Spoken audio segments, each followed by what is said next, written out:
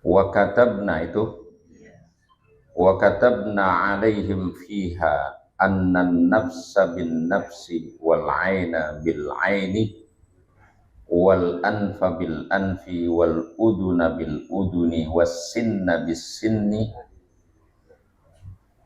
wal juruha qisasun faman tasaddaqa bihi fahuwa kaffaratul lah wa man lam yahkum bima anzalallah faulaika humul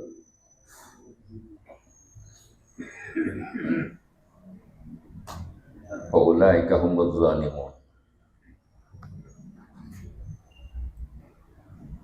Wa katabna, dan kami telah menetapkan menjadi kewajiban. Kalau kita baca Al-Quran, kutiba alaikumusiyam, itu artinya ditetapkan sebagai kewajiban. Atau disingkat saja, diwajibkan.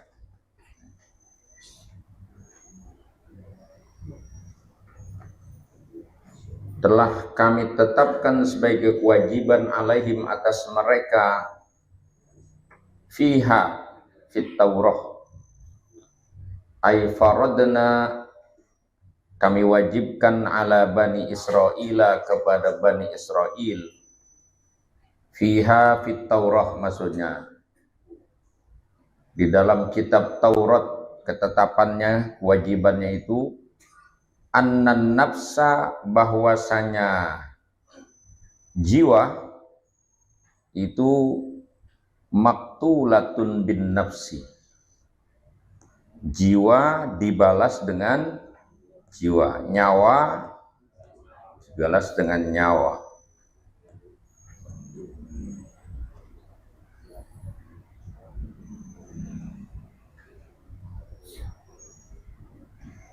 Wal aina bil aini, mata mafkuatun bil ain, mata dibalas dengan dicongkel, dengan sebab menghilangkan mata orang lain.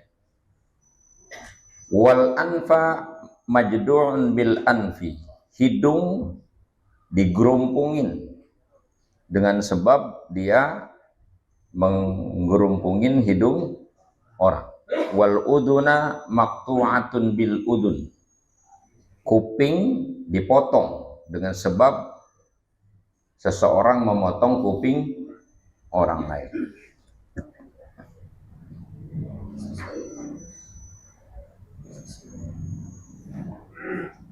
Wassinna bisinni, dan gigi maklu'atun bisin, gigi dicabut gara-gara dia merusak gigi orang, maka dia harus dibalas dengan dicabut giginya. Wal juruha qisasun, dan luka-luka itu menjadi ketetapan qisas. Aidatu qisasin, perangkat-perangkat atau anatomi tubuh manusia yang dirusak itu harus dibalas dengan balasan yang sama. Idza kanat bihaitsu tu'raful musawatu, jika diketahui, maksudnya bisa terukur standar persamaannya, jadi nggak boleh melampaui batas. Kasyafatain, seperti dua bibir. Wadzakar, zakar, tahu zakar? Kelamin. Penis. Wal unsayain, dan dua biji. Tornado apa? Torpedo. Kalau orang didupak kemudian cah, maka harus dibalas dengan yang sama. Jadi ada batasan terukurannya itu. Wal qadamain, dua kaki. Wal yadain, dua tangan. Fa amma ma la yumkinul qisasu fihi Adapun pelanggaran yang tidak dimungkinkan hukum kisos padanya karena susah untuk mengukur kesamaannya, umpamanya fi raddin fi lahmin, seperti membuat memar di daging, au kasrin fi azmin, patah tulang, au jarahatin fi batnin, atau luka di dalam perut, ditonjok perutnya, yukhafu min hattalaf, yang dikhawatirkan kalau dilakukan pembalasan itu bisa orangnya malah jadi mati gitu.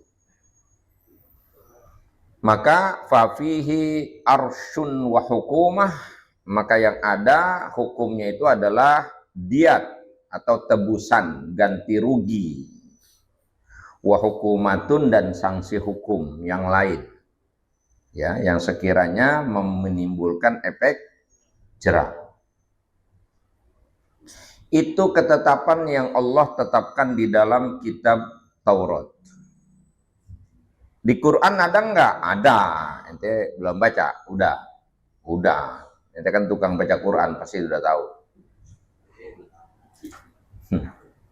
Tahu ayat berapa? Udah dicari. Saya cariin.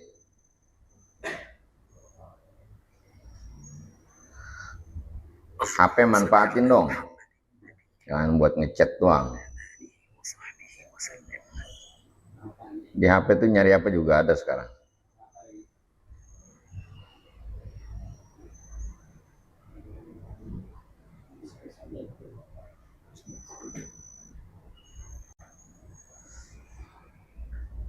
Surah Al-Baqarah 178.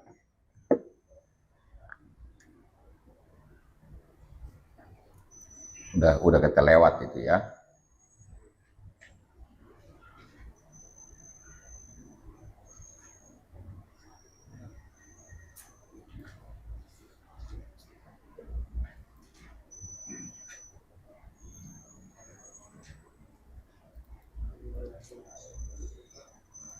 Ya ayyuhalladzina amanu kutiba alaikumul qisasu fil qatla al-hurru bil hurri wal 'abdu bil 'abdi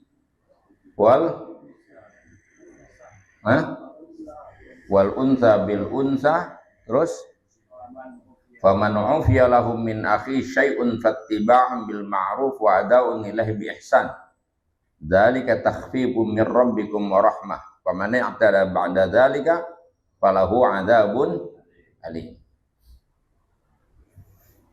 Di belakangnya ada ayat begini itu, walakum fil qisasi hayatun ya ulil albab. Ini yang menarik dalam Islam. Bagimu ada kehidupan di dalam penegakan hukum kisos itu, ada jaminan kehidupan dengan diberlakukannya hukum kisos. Loh, kan orang kalau membunuh mesti dibunuh kan? Kan mati berarti. Kenapa dibilang ada kehidupan? Justru ini adalah tindakan preventif. Kalau orang sudah tahu ketetapan hukum bila membunuh, dia akan dihukum bunuh, pasti orang berpikir ulang untuk membunuh orang lain. Daripada saya membunuh, saya bakal dibunuh juga, ya mendingan saya nggak bunuh supaya saya tetap hidup. Gitu. Di situ unsurnya. Kalau yang udah berlaku mah mati. Ini bagi yang belum. Nah, makanya ketika hukum ini tidak berlaku dalam kehidupan kita, maka orang dengan mudah sekali menghilangkan nyawa orang. Padahal Allah kasih jaminan kalau hukum kisos itu ditegakkan, maka di sana ada jaminan kehidupan bagi masyarakat. Tidak ada orang berani membunuh.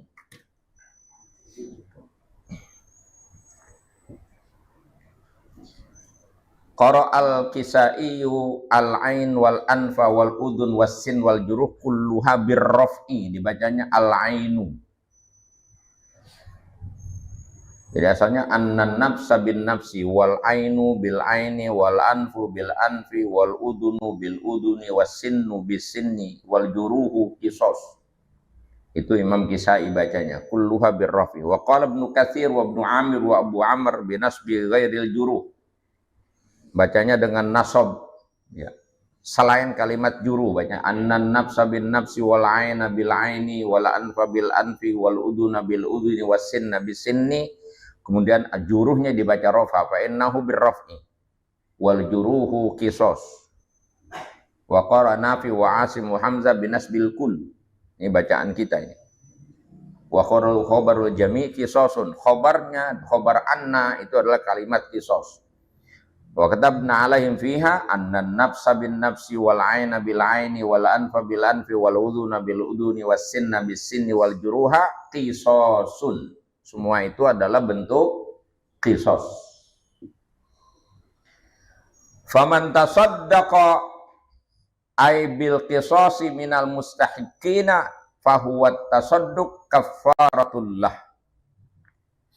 Siapa orang yang memberikan sedekah dengan dia dengan sebab qisas, jadi mengganti qisas dengan sedekah minal mustahiqin, dari orang yang berhak, fahuwa kafaratullah, maka sedekah itu atau pemberiannya itu merupakan kifarat, penghapus kesalahan.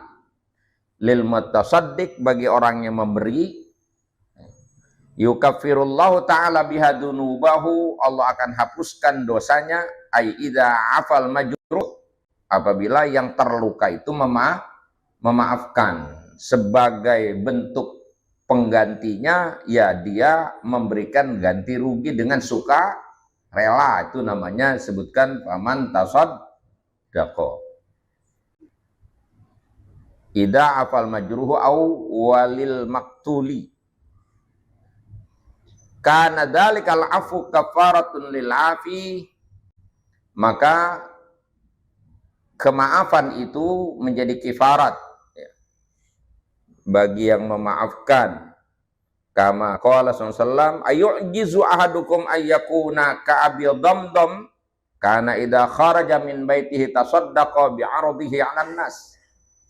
Sebagaimana sabda Nabi, apakah ada di antara kamu, ya, apakah tidak ada yang mampu di antara kamu untuk berlaku seperti Abu Damdam?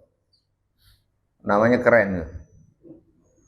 Beliau itu katanya, kata Nabi, idza kharaja min baitihi, dia kalau keluar dari rumahnya itu tasaddaqa, dia selalu menebar sedekah, bi'aradihi dengan hartanya. Ya, alam nas, kepada siapa saja yang dia jumpai.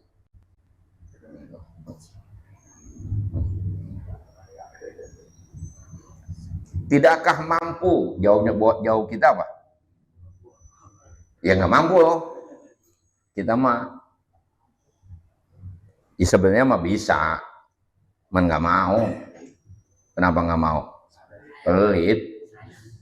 Kata dia, boro-boro ngebagi orang, gua aja masih kurang. Makanya kurang terus.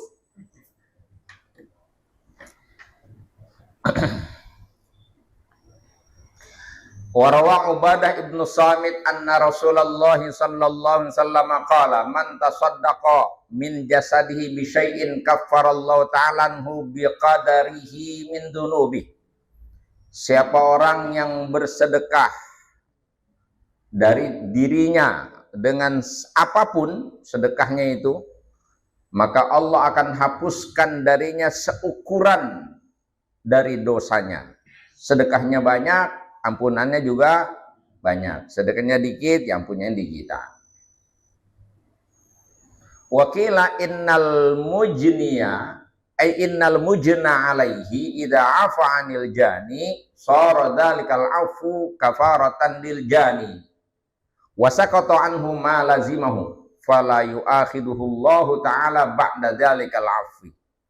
Ada yang mengatakan bahwa makna faman tasaddaqa fahuwa kaffar, faman tasaddaqa bihi fahuwa kaffaratun lah, itu artinya bahwa orang yang dianiaya, ya, orang yang kena perlakuan jahat, apabila memaafkan pelaku kejahatan, artinya dia tidak menuntut balasan hukum, gitu, maka kemaafan itu menjadi kifarat bagi pelaku kejahatan, dan gugur dari orang tersebut apa yang menjadi keharusan baginya, hukuman kisos tadi.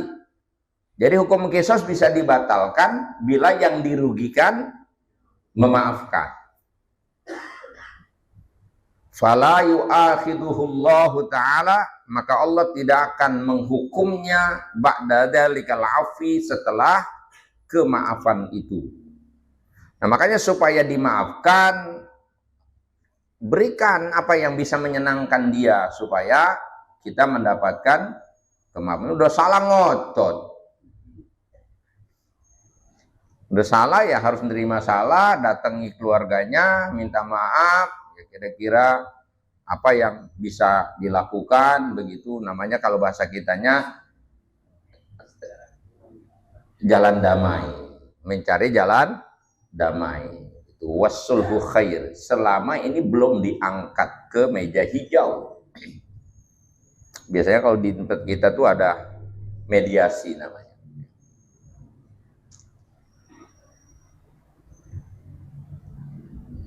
Wa ammal mujna alaihi alladhi afa fa'ajruhu 'ala Allah. Adapun orang yang mendapatkan tindakan kriminal tadi yang dirugikan itu, ketika dia memaafkan, fa'ajruhu 'ala Allah. Ini dia akan mendapatkan pahala yang tak terbatas itu. Pahalanya besar sekali memaafkan orang yang salah itu. Gak disebutkan berapa. Makanya bilang fa'ajruhu 'ala Allah. Mirip kayak yang namanya puasa itu ana ajzi bih gitu kan, nggak disebutin angkanya berapa. Kalau yang lain kan disebutin angka-angkanya itu. Pahala memaafkan itu berarti besar sekali.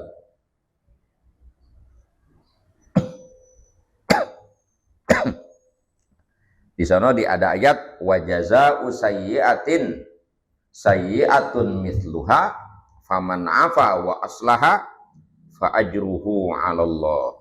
Nah, saya cari lagi ayatnya. Sama-sama nggak hafal begini nih.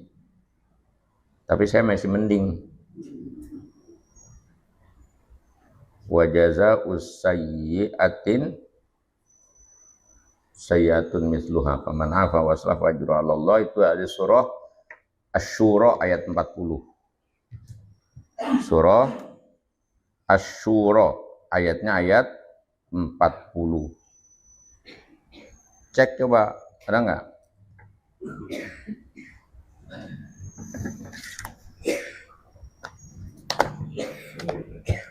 Surah Syura ayat berapa itu? Ini tumbenan panas amat ya?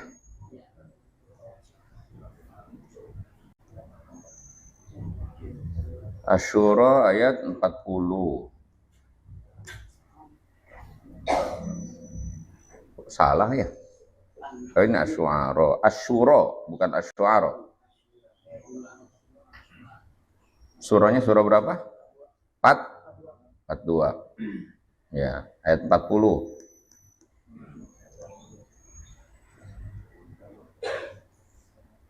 Wa jazaa'u sayyi'atin sayyi'atun mithluha faman 'afa wa aslaha fa ajruhu 'ala Allah. Asy-Syura.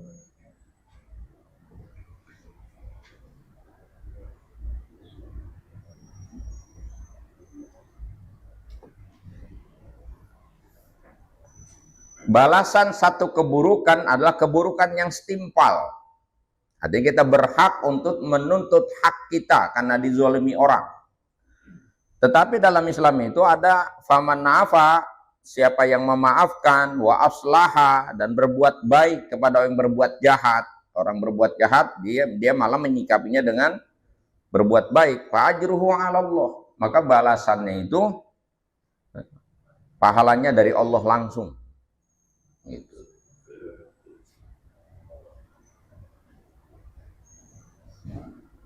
Ada hadis Nabi kalau nggak salah begini, la takun imma'atan. Kamu jadi orang tuh jangan responsif. In ahsanta ahsantu wa in asa'ta asa'tu. Kalau kamu baik, saya baik.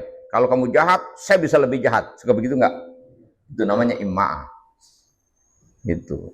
Kata Nabi jangan begitu jadi orang. Ya, walakin qulu In ahsanta ahsantu wa in asata ahsantu. Kalau kamu jahat, kamu baik, aku harus berbuat baik. Kalau kamu jahat, maka aku akan berusaha tetap berbuat baik. Gitu, baru muslim. Ini mah kita apa bahasanya? Nah, makanya saya bilang kita nih kan beragama banyakan ambeknya. Banyakan ambeknya, adatnya daripada hukumnya. Gitu. Emang berat memaafkan tuh, nggak enteng. Karena yang ngomporin juga banyak sebelah. Lu enak aja maafin kan, begitu keluarga kita harga diri ini ya muncul gitu tuh. Tsummal qatilu yata'allaqu bihi salah satu huquqin. Kemudian pelaku pembunuhan itu berkait dengan dirinya 3 hak. Jadi nempel pada orang yang melakukan pembunuhan, ya tindakan zalim tadi, kriminal itu melekat pada dirinya 3 hak. 1 hakullah, berarti bagi dia itu kewajiban yang harus dia penuhi. Yang pertama haknya Allah, wa haqqun lil maktul, yang kedua hak orang yang dia bunuh, wa haqqun lil wali, kemudian hak yang dipenuhi untuk walinya. Walinya kan yang dibunuh mah kan udah meninggal kan. Jadi walinya ini ya, orang yang bertanggung jawab terhadap urusan si yang terbunuh.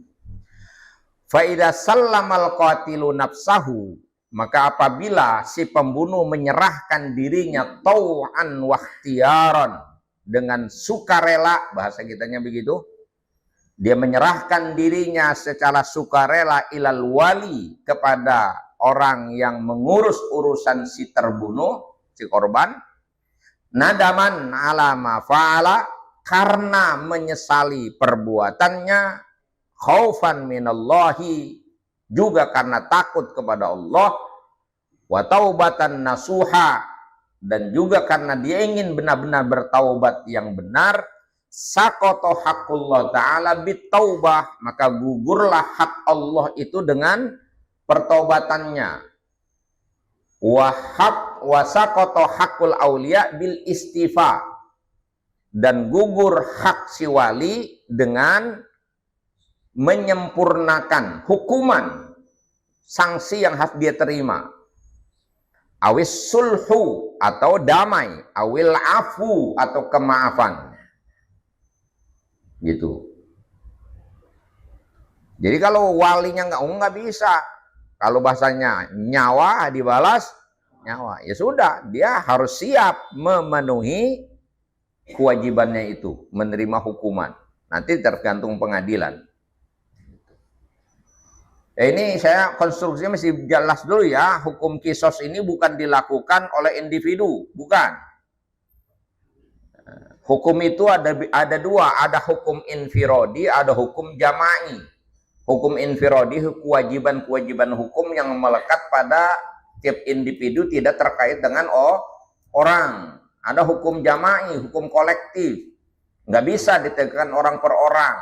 Maka dalam hal ini pemerintahlah yang bertindak sebagai kapasitator, itu namanya, fasilitatornya, gitu ya, pemutusnya. Jadi jangan mentang-mentang dibilang pala dibalas pala, kaki balas kaki, orang diserampang tes serampang lagi, nggak bisa, bukan begitu. Itu ada lembaganya, itu pemerintah melalui kesepakatan bersama. Apakah kita bisa menerima hukum ketetapan ini? Ya, ternyata kita sampai hari ini kita tidak menerima itu. Nanti bagaimana hukum tidak menerima hukum Allah ini? Nanti kita lihat, ada penjelasannya lebih jauh ntar. Jadi ketika si pembunuh ini datang menyerahkan diri dengan sukarela, ya bisa saja kemudian hak Allah itu gugurnya dengan taubat. Haknya si wali juga bisa gugur kalau si wali memaafkan, gitu, atau mengambil jalan damai. Nah kalau udah itu tinggal satu lagi, wa baqiya haqqun lil maktul, tersisa hak orang yang dibunuh, yang nyawanya dihilangkan itu. Nah kalau udah kayak begitu, dia memang udah berserah, bertobat, menyesal. Salah satu unsur syarat taubat kan bukan cuma nyesal saja, udah tidak akan mengulangi lagi, betul-betul diterima oleh Allah taubatnya, maka yu'awwiduhullahu ta'ala yaumal qiyamati anhu. Hak orang yang dibunuh nanti Allah yang akan menggaransinya. Allah yang akan memenuhi hak orang yang nyawanya dihilangin. Itu urusan Allah.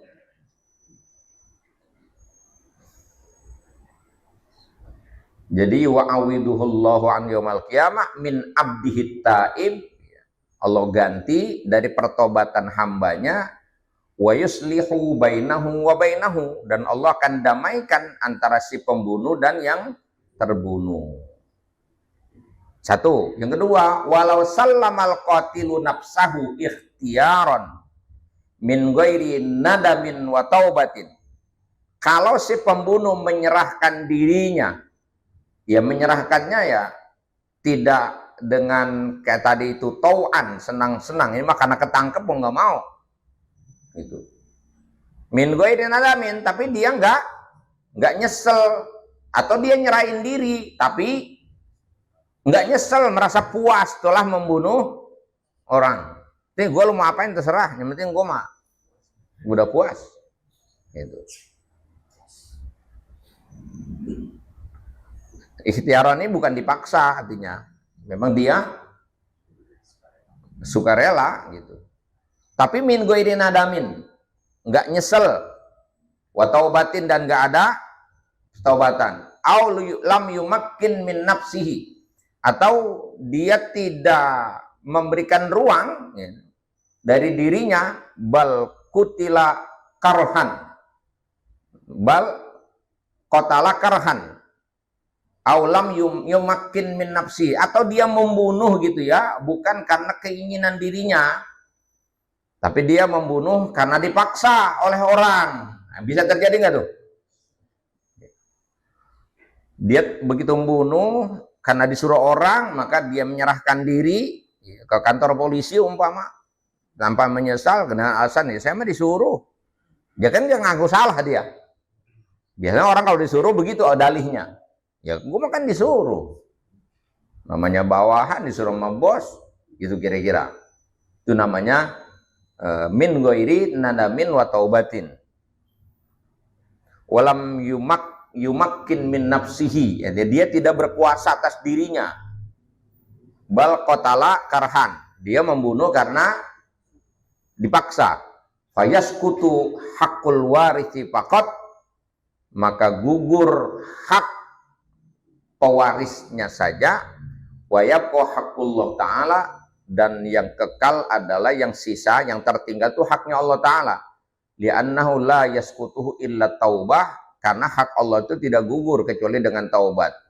Wa yabqa haqqul maktul aidon, dan tersisa hak orang yang dibunuh juga. Wa yutalibuhu bil akhirah, dan orang yang dibunuh itu nanti akan nuntut dia di akhirat. Seginilah gambarannya, orang dipaksa bunuh, ditangkap sama polisi, dia nggak nyesel gitu. Dan dia yang menyerahkan diri kan berarti siap untuk dihukum. Ya sudah, si wali nggak punya hak lagi untuk menuntut apapun, karena dia memang siap untuk dihukum gitu. Yang ada tinggal hak siapa? Hak orang yang dibunuh, yaitu nanti urusan dia di akhirat, dia nuntut. Dan haknya Allah, karena yang dibunuh itu siapa? Hambanya Allah.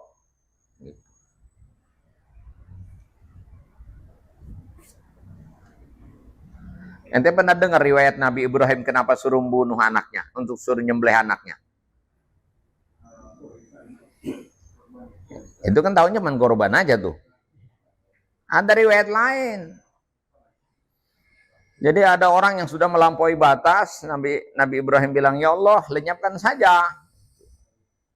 Ya, Matilah orang itu. Besok kejadian lagi, minta lagi Nabi Ibrahim kepada Allah. Kata Allah, kan itu hambaku Ibrahim. Aku yang ciptain, aku yang punya. Gimana aku yang punya? Aku matiin lagi dia. Gitu. Ya udahlah coba, supaya kau tahu bagaimana perasaanku, kau bunuh anakmu. Gitu Pak. Pernah nggak pernah dapet tuh? Hah? Pernah kan? Pernah saya ceritain kan? Ya. Itu di Anu, bukan di Hikam. Itu adanya di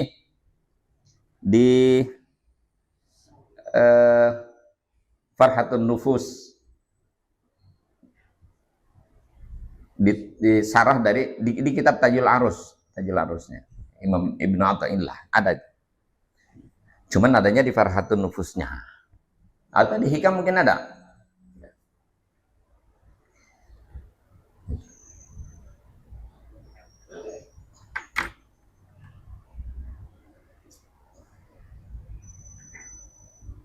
Sama itu ketika Nabi Musa, Fir'aun sudah tidak berdaya, minta tolong sama Nabi Musa sampai 70 kali teriak-teriak Fir'aun, tolongin Musa, tolong. Dicuekin sama Nabi Musa, enggak ditolongin. Gimana nolongin yang udah tengah laut? Udah. Artinya kan dia minta tolong kepada Nabi Musa. Nabi Musa cuekin, udah nggak punya lagi perhatian. Lalu Allah bilang, wahai Musa, itu Fir'aun 70 kali minta tolong kepadamu. Kenapa kamu nggak tolong? Aku ini, kata Allah. Kau diminta kepadaku, aku kasih, walaupun sekali. Padahal yang disaingin jadi Tuhan siapa? Allah kan begitu. Kalau dia minta, aku maafkan, kata Allah. Maka Nabi Musa bilang apa? Ya Allah, segitunya Fir'aun yang telah pernah mengaku Tuhan. Kalau dia minta maaf, kau maafkan. Lalu bagaimana dengan hamba-hambamu yang tidak pernah ngaku Tuhan? Sedikit salah makanya biasa kayak gitu. Gede tuh perasaan kita lembangan itu ya. Sebrengseknya Fir'aun aja kalau dia minta maaf, Allah memaafkan. Apa dosa-dosa kita gitu. Cuman saya jangan ngeliat ke situ. Wah, ini berarti peluang ini. Masalahnya keburu apa kagak? Minta maafnya, itu masalahnya. Jangan-jangan ntar lagi bikin maksiat, mati. Ketemu lagi nanti ada hadis tuh yang menjadi tarhib bagi kita. Apa? La yasrikus sarik hina yasrik wa huwa mu'min. Tidak mencuri seorang pencuri dalam keadaan beriman. La yazni zani hina yazni wa huwa mu'min. Tidak berzina seorang penzina ketika dia beriman. Artinya waktu lagi melakukan maksiat, berarti lah kalau dia mati kacau itu. Makanya jangan niat bikin salah. Ini kesalahan yang udah-udah. Kesalahan kita yang udah-udah. Jadi kita jangan melihat Allah di satu sisi, Allah itu azabnya Allah al-muntaqim. Allah itu amat keras azabnya. Jangan lihat itu saja, nanti jadi takut, jadi serem beragama.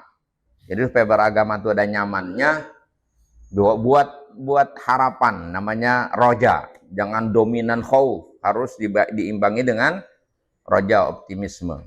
Fir'aun aja yang kayak gitu, kalau dia minta maaf dimaafin. Masa kita nggak dimaafin? Nah itu dijawab sama Allah ya, dalam Al-Quran, ayatnya banyak ayatnya tuh. Qul li'ibadiyalladzina asrafu ala anfusihim la taqnatu mir rahmatillah. Katakan pada hambaku yang selama ini melampaui batas, jangan putus asa dari rahmatku. Innallaha yaghfirud dzunuba jami'a. Allah itu berkenan mengampuni segala dosa.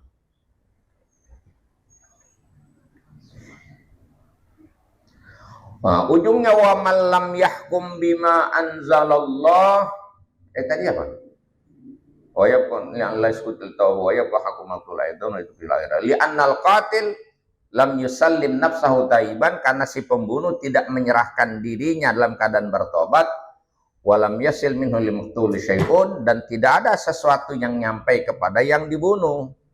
Maka yang dibunuh nanti akan dipenuhi haknya oleh Allah.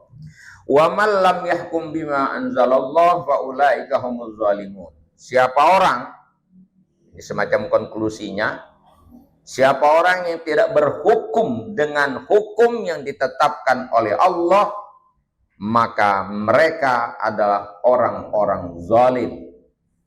Bitafsir fi haqqin nafsi, dengan lalai terhadap hak manusia, li ibqa'in nafsi fil iqabis syadid, untuk membiarkan nyawa itu berada dalam siksaan yang pedih. Wa tadayyun bitarbi hukmillah, dan bersikap dengan cara meninggalkan hukum Allah, itu nihayatuz zulmi, itu merupakan puncak kezaliman, wa huwal kufru, yaitu kafir. Li inkari nikmatillahi ta'ala wa juhdiha, karena mengingkari nikmat Allah. Inkar wa juhdun. Wa qafaina ala atharihim, dan kami ikutkan ala atharihim bi Isa, ala atharin nabiyyin, di atas langkah-langkah para nabi, alladzina yahkumuna bit Taurat, yang telah berhukum dengan Taurat. Kami ikutkan bi Isa bin Maryam, dengan kehadiran Nabi Isa bin Maryam, musaddiqan lima baina yadayhi, hal keadaannya dia membenarkan ajaran yang ada. Ay lima qabla Isa mimma utiya mimma atabihi Musa. Artinya yang ada di hadapannya itu maksudnya lima qabla Isa, hukum yang ada sebelum Nabi Isa, mimma atabihi Musa, yang dibawa oleh Nabi Musa. Minat Taurati, hukum yang ada di dalam Taurat. Wa makna kauni Isa musaddiqan li Taurati annahu aqarra bi annahu kitabun munazzalun min indillahi ta'ala. Arti dari Isa itu musaddiqan, membenarkan Taurat, itu maksudnya adalah Nabi Isa mengakui bahwa Taurat itu adalah kitab yang diturunkan langsung dari Allah. Wa aqarra bi annahu kana haqqan, dan Isa mengakui bahwa itu adalah benar. Wajibal amali bihi, wajib untuk diamalkan. Qabla wurudin naskhi, sebelum adanya penghapusan hukum. Selama hukum belum dihapuskan, tidak ada penggantinya, maka hukum lama itu tetap berlaku. Makanya kita kalau dalam kajian usul fiqh itu nanti kan begini, ada yang namanya masadirul ahkam al-muttafaq alaih, sumber hukum yang disepakati, yaitu Al-Quran, As-Sunnah, Ijma, Qiyas. Itu al-muttafaq alaih. Ada masadirul ahkam al-mukhtalafu fih, sumber hukum yang diperselisihkan. Salah satunya adalah syar'u man qablana, syariat nabi-nabi sebelum Nabi Muhammad. Jumhur ulama menggunakan ini. Kalau Imam Syafi'i tidak. Itu diantaranya tuh prinsip hukum disebut dengan syar'u man qablana. Jadi sumber hukum yang tidak disepakati oleh 4 imam mazhab itu diantaranya adalah syar'u man qablana, ada istishabul asli, ada istihsan, ada maslahatul mursalah. Gitu. Ada lagi apa lagi? Syadduz zari'ah.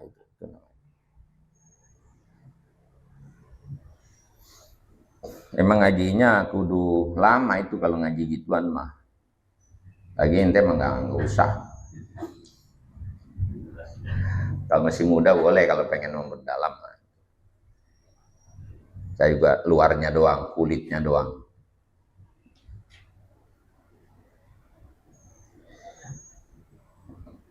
Kemudian tadi apa lagi? Wa atainahul injila, dan kami turunkan, kami berikan kepada Isa kitab lain namanya Injil. Fihi, di dalam Injil itu ada hudan, ada petunjuk Allah.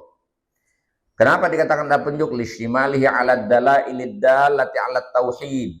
Karena di dalam Injil itu mencakup dalil yang menunjukkan atas keesaan Allah, wa tanzih, dan mensucikan Allah, wa bara'atillahi ta'ala ala zauja wal walad, dan melepaskan Allah dari tuduhan beristri dan beranak, wal mathal waddid, ya, dan keserupaan juga addid lawan, wa 'alan nubuwah wa 'alal ma'ad. Juga di dalam Injil itu ada dalil yang membahas tentang kenabian dan juga tentang hari kemudian, al-ma'ad. Wa nurun, dan Injil juga isinya di dalamnya ada cahaya, maksudnya cahaya li'annahu bayanil ahkam syar'iyyah, karena di dalamnya juga ada penjelasan hukum-hukum syar'i, wa tafasilit takalif, dan rincian-rincian taklif hukum. Wa musaddiqan lima baina yadayhi, dan Injil juga sebagai dia waktu Injil musaddiqan, sebagai pembenar bagi kitab yang ada, ay lima qoblal Injil, maksudnya kepada Taurat dan Zabur.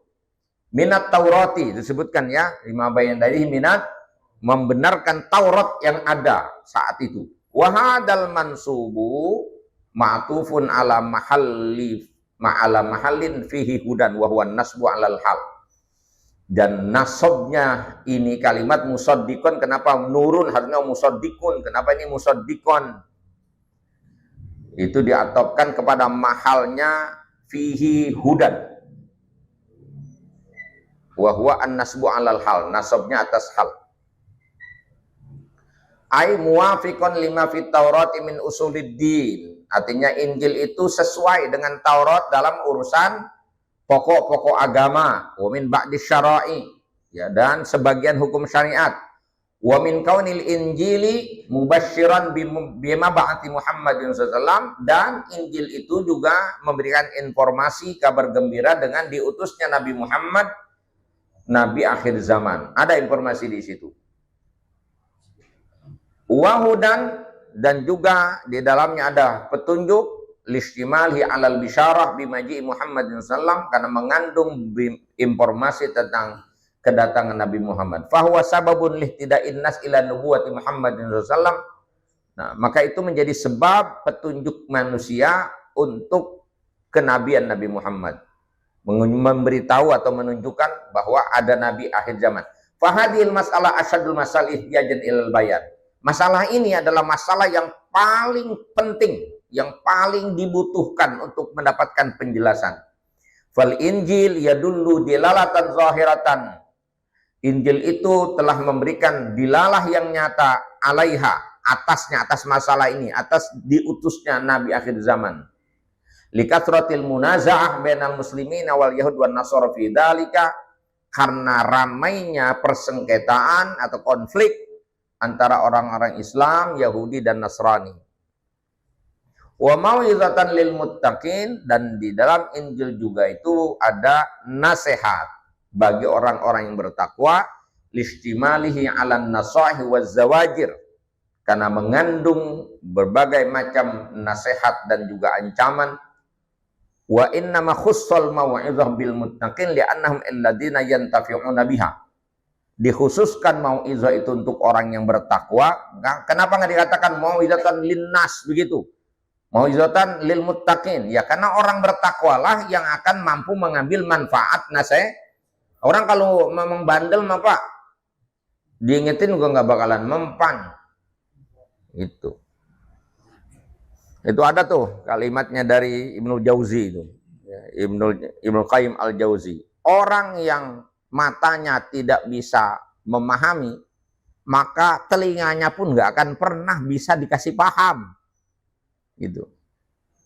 Orang yang matanya nggak bisa melihat kenyataan, maka telinganya pun susah untuk dikasih informasi. Orang matanya ngelihat aja jaga kepercaya, apalagi diunjukin. Gitu kira-kira. Pada waktu Nabi dapat wahyu pertama, mengadukan halnya kepada pamannya siapa? Suraqah bin Naufal. Itu pamannya Siti Khadijah. Karena bingung Nabi ini apa? Maka ngadulah kepada Waraqah bin Naufal, bukan Suraqah. Waraqah bin, kalau Suraqah yang pernah ngancam Nabi pakai pedang. Waraqah bin Naufal. Itu, ngadu. Maka dia katakan, hada namus. Nah, ini wahyu. Sesuai dengan informasi yang dia dapat dari Taurat dan Injil, bahwa ada nabi akhir zaman yang ciri-cirinya dia tahu inilah. Makanya dia katakan, andai nanti saya mendapati dakwahnya secara terbuka, maka saya akan beriman. Ya kok yang jujur pasti begitu, kayak Abdullah bin Salam. Ini kan masalahnya kayak kemarin. Mereka nggak jujur, informasi mah udah ada, mereka robah malah Tauratnya. Hukum yang ada dirobah juga oleh mereka. Maka ancamannya apa? Siapa orang yang tidak berhukum dengan hukum Allah, dia kafir. Karena menukar ayat, merubah ayat, menjual belikan kebenaran. Inkar, kafir dia. Yang kita baca kedua tentang hukum. Ini ada hukum namanya hukum kisos. Siapa orang yang tidak menerima hukum ini, maka Allah bilang apa? Faulaika humuz zalimun, zalim. Gitu. Yang ketiga ini apa nih? Ini hukum etik ini. Karena memang Injil itu lebih banyak berisi tentang persoalan moral, akhlak atau etika. Gitu. Siapa orang yang tidak berkarakter gitu, yang tidak berhukum, tidak mengikuti hukum yang telah Allah turunkan, yang ada dalam Taurat dan Injil itu, maka dia disebut orang faulaika nih ayatnya tuh. Wal yahkum ahlul Injil, hendaknya orang-orang yang menerima Injil, orang-orang yang penganut Kristiani begitu, pengikut Isa yang kitabnya Injil, hendaklah mereka berhukum dengan hukum yang diturunkan oleh Allah. Minad dalail ad-dalah ala nubuwati Muhammadin, di antaranya adalah di dalamnya ada petunjuk untuk kenabian Nabi Muhammad. Wa minal ahkamil lati lam tunsakh bil Quran, hukum yang belum dihapus dengan Al-Quran. Fa innal hukma bil ahkamil mansukhah laisa hukman bima anzalallahu fi, karena berhukum dengan hukum yang sudah dihapus yaitu sama saja tidak berhukum dengan hukum Allah. Bal huwa ta'tilun, itu berarti mengabaikan, enggak peduli namanya. Id huwa syahidun binuskhiha li anna syahadatu bi sihhati ma yansahu min syari'ah syahadatun binuskhiha. Ketika dia menyaksikan adanya hukum yang dinasah, karena persaksiannya itu dengan keabsahan hukum yang dinasah dari syariah, itu menjadi syahadat, menjadi bukti dinasahnya hukum. Nah, saya mau potong di sini, wa malam yahkum bima anzalallah, siapa orang yang tidak berhukum dengan hukum Allah, faulaika humul fasiqun, maka mereka adalah orang-orang fasik. Apa maknanya fasik? Al-kharijuna anil iman, orang yang dianggap sudah keluar dari jalur iman yang semestinya. In kana mustahinan bihi wa an ta'atillah. Kalau dia memang menghinakan iman, maka keluar. Orang yang mengabaikan iman, jadi imannya sama sekali tidak dihargai, ya dia fasiknya berarti sudah kharij anil iman, keluar. Tapi yang antaatillah, kalau sekedar tidak taat sama Allah, belum keluar, itu disebut fasik. Jadi ada definisi, ada mukmin, ada kafir, ada fasik gitu. Nah makanya ketika membaca ayat ini nih, wa malam yahkum bima anzalallah, kalau kita mau lihat kenyataan di mana-mana orang selalu menggunakan dalil ini, lalu mengatakan bahwa siapapun, negara manapun yang tidak menegakkan syariat Islam, maka itu namanya taghut, gitu, kafir. Jadi yang mengakui Pancasila dan Undang-Undang 45, kafir, halal darahnya. Ada yang begitu kan?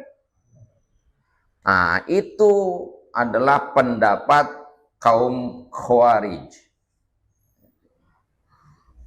Kalau sekarang sebutnya neo Khawarij. Jadi pelanjut ajaran Khawarij, kaum ekstremis dalam Islam.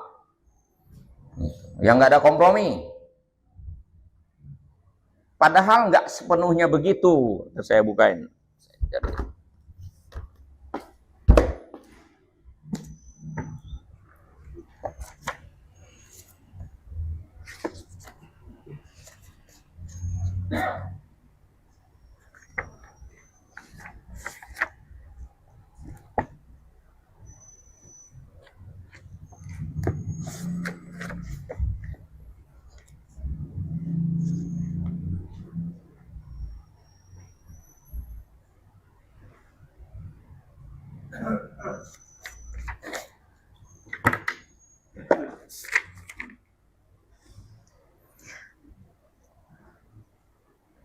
Jadi ini saya mau bangun dulu pemahamannya dulu begini. Kan ayat kita udah baca nih 3 nih jenisnya nih.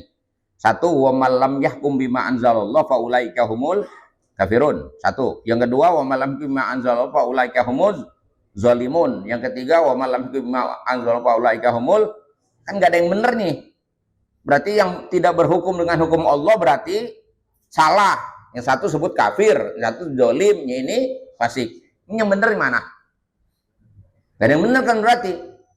Sementara kita dalam kehidupan kita sehari-hari, hukum yang terjadi, yang kita pakai, yang dijadikan rujukan, penetapan hukum untuk menjamin keadilan, kita nggak pakai hukum Allah kan? Berarti status kita apa di situ? Ya 3. Ya mau kemana coba? Apa ada jalan selamat bagi kita? Itu persoalannya.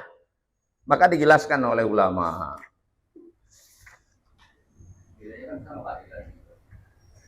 Ya kan bahasanya siapapun yang tidak berhukum dengan hukum Allah maka kafir.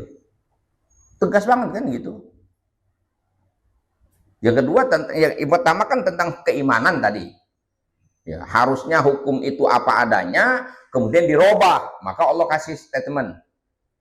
Yang merubah hukum Allah berarti kafir. Yang kedua nih ayat tentang penegakan syariat terkait dengan hukum kisos dan yang sejenis. Hukum yang berlaku muamalah di antara manusia dalam rangka menjamin keadilan.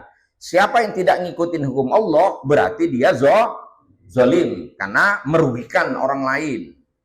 Yang ketiga, siapa yang tidak menegakkan hukum Allah, itu tidak melakukan ajaran, tidak menjalankan ajaran, maka dia termasuk orang fasik. Nah, jadi gimana maknanya? Ini saya bahas di dalam kitab tafsir Wahbah Zuhaili. Annat takfira huwa liman istahallal hukma bi ghairi ma anzalallah wa ankara bil qalbi hukmallah. Pengkafiran itu, jadi orang yang tidak berhukum dengan hukum Allah dikatakan kafir. Pengkafiran itu berlaku bagi orang yang menghalalkan hukum selain hukum Allah di satu sisi, di sisi lain wa ankara bil qalbi hukmallah. Di sisi lain dia mengingkari adanya hukum Allah. Saya mau tanya ente, mau tanya sama ente nih. Kita negara kita pakai KUHP gitu kira-kira, hukum positif, gitu kan? Ente berarti kan kita nggak jalanin hukum Allah nih, gitu, hukum yang. Terus apakah kita mengingkari hukum Allah? Di hati kita mengingkarin nggak hukum Allah bahwa Allah sudah tetapkan hukum ini begini gitu? Kita ngingkarin nggak hati kita? Enggak, ya nggak masuk kafir. Begitu. Yang masuk kafir, hukum Allah ditolak, hukum manusia. Kalau kita kan memang sih, ya kita mah, emang kita siapa mau negakin hukum sendiri? Konstitusi kita menyepakati hidup bersama dengan semua elemen bangsa. Nah, menyepakati hukum yang dipakai adalah hukum positif. Dan kita sama sekali tidak mengingkari adanya kewajiban hukum qisas dalam Islam. Hanya pelaksanaannya yang tidak bisa kita lakukan. Kita tidak mengingkari hukum zina itu ada rojam, ada rajam, ada jilid. Tapi hukum kita tidak melakukan itu. Dan kita tidak mengingkari hukum Allah. Begitu. Selama itu yang terjadi, maka kita tidak masuk kafir gitu. Jadi katakan wa ankara hukmallah wajahada bil lisan fahada huwal kafir. Jadi orang yang membolehkan hukum selain hukum Allah, mengingkari adanya hukum Allah, dan bahkan dia ungkapkan keingkaran itu dengan lisannya, fahada huwal kafir. Inilah yang disebut dengan kafir. Amma malam yahkum bima anzalallah. Adapun orang yang tidak berhukum dengan hukum Allah, wahwa mukhtiun mudnibun. Dia nggak kafir, tapi tetap salah karena tidak menegakkan. Maka fahuwa muqassirun, maka dikatakan nih hamba yang lalai, fasikun. Mu'akhadun ala ridho hukma bighairi ma anzalallah, ya dia akan mendapatkan hukuman nanti ketika memang dia tidak menegakkan hukum Allah. Nah kita bukan nggak menegakkan, memang kita sama sekali nggak punya akses, nggak punya kekuatan, nggak punya kemampuan untuk menegakkan itu.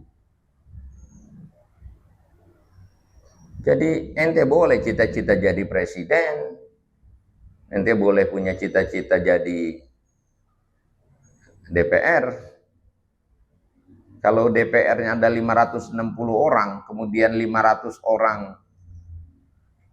pengen menegakkan hukum kisos, jadi nggak kira-kira itu di? Hah? Jadi nggak?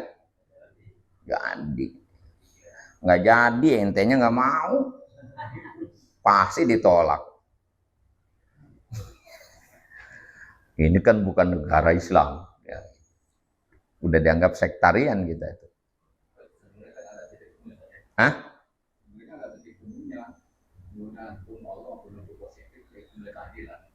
Ya, ya keadilan dalam perspektif manusia. Apa bisa mengalahkan keadilan dalam perspektif Tuhan? Nggak bisa, tetap.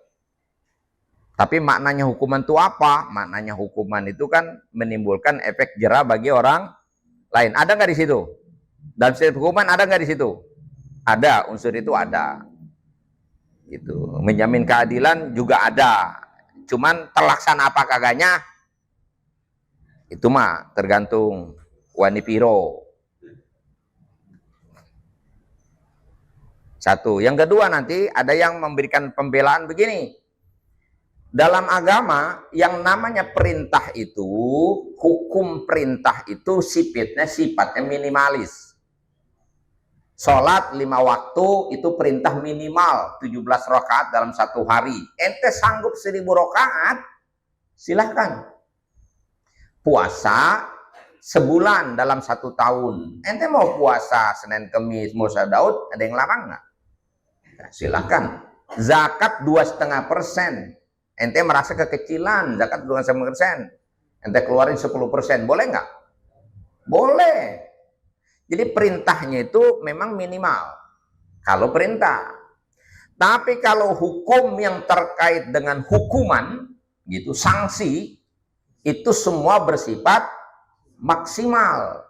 Maka dalam undang-undang kan selalu berbunyi, melanggar pasal sekian dengan tuntutan hukum maksimal gitu. Jadi orang mencuri hukuman maksimalnya potong tangan, nggak boleh lebih gitu.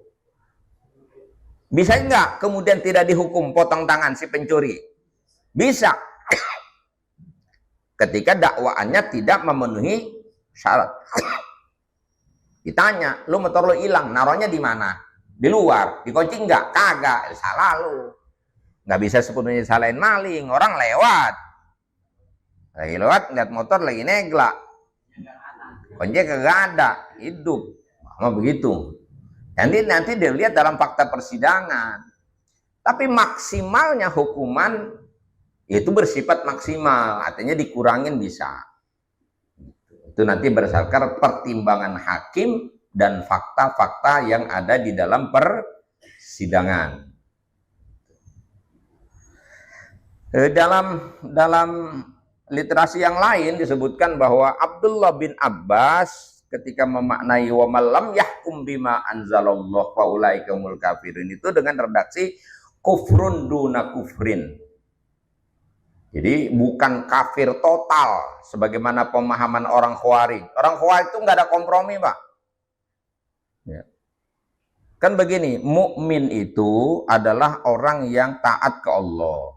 Kafir itu orang yang ingkar ke Allah. Bagaimana kalau orang mukmin melakukan dosa besar? Kata orang Khawarij, kafir. Gitu. Kalau kita Ahlus Sunnah enggak. Orang mukmin kalau melakukan dosa besar belum kafir. Dia baru namanya fasik. Kafir itu kalau dia mengingkari hukum. menghalalkan apa yang haram, mengharamkan apa yang halal, atau mengingkari bentuk kewajiban yang qat'i, itu baru kafir. Gitu. Gitu maknanya. Ya memang beda-beda penyikapan hukum. Jadi jangan main dipotong kompas saja. Ini kan dalil ini biasa dipakai sama gerakan-gerakan rohis ini. Sekolah, pokoknya harus hukum Allah, gitu. Nih dalilnya, yang enggak hukum Allah kafir. Tanya, Indonesia gimana? Hukumnya hukum siapa? Hukum kafir. Berarti Indonesia negara kafir. Gitu, doktrinnya biasa gitu. Di pengkaderan begitu, kencang makanya. Hah? Iya. Udah begitu udah modelnya. Di sini pun dikatakan hanya khawarij ya yang menghukumkan itu orang berbuat dosa besar itu dianggap kafir. Kalau jangan-jangan kita ini kalau menurut pandangan dia kayak emang ada yang belum pernah bikin dosa besar di sini?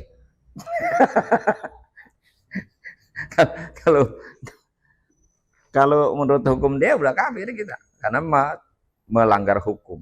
Padahal Allah melanggar hukum, tidak buat apa juga Allah menjanjikan ampunan, lembaga pertaubatan. Kalau orang melakukan dosa langsung dihukumi kafir. Gitu. Dan dalam aplikasinya penerapan hukum, tadi saya bilang dibagi dua lagi itu hukum. Ada yang sifatnya infirodi, sifatnya pribadi, urusan kita dengan Tuhan. Ada yang hukum memang ditegakkan secara bersama-sama, namanya jama'i, kesepakatan.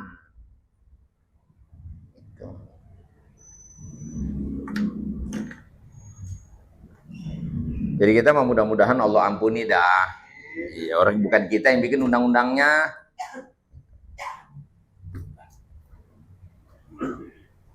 Berharap nggak hukum Islam tegak di Indonesia?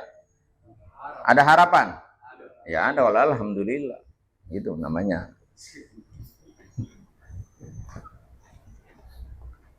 Sadaqallahul azim.